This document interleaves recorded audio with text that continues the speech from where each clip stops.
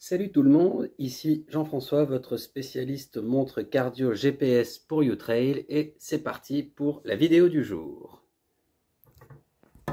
Et aujourd'hui, on va parler de l'écran micro LED dans un contexte assez particulier puisque ces derniers jours, vous le savez, Garmin a sorti plusieurs nouveaux modèles, mais quasi dans la foulée de cette sortie, des leaks ont un peu fuité sur 3 nouveaux modèles qui seraient en production, parmi lesquels une Fenix 8 micro LED.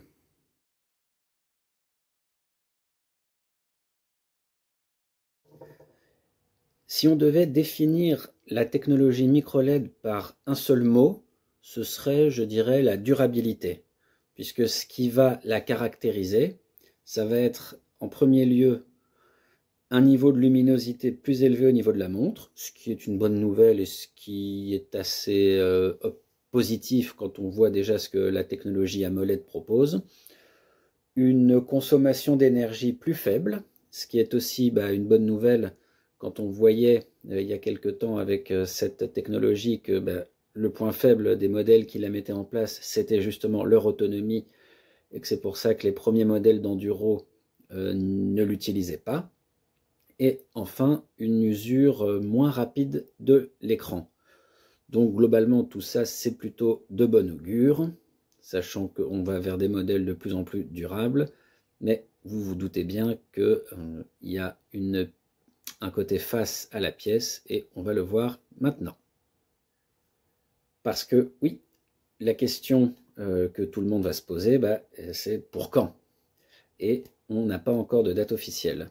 Sachant qu'un des enjeux principaux pour cette nouvelle technologie, c'est son coût de production. Parce que, vous le savez peut-être, mais Apple avait essayé de développer cette technologie et elle l'a mise un peu au frigo en raison de ses coûts de production. Donc si Garmin réussit à leur damer le pion à ce niveau-là, j'ai envie de leur dire bien joué les gars.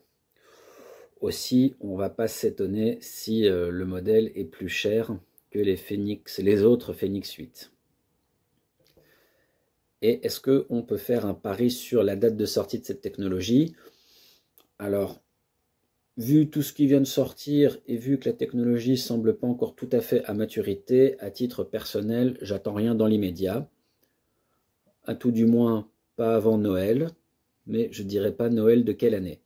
Parce que j'ai vraiment du mal à me dire que ça va sortir en déant les 1 à 2 ans.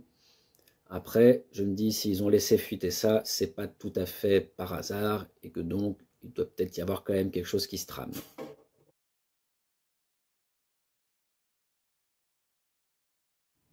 C'est tout pour aujourd'hui, et demain, on abordera les fonctionnalités principales de la Garmin Enduro 3. Ciao!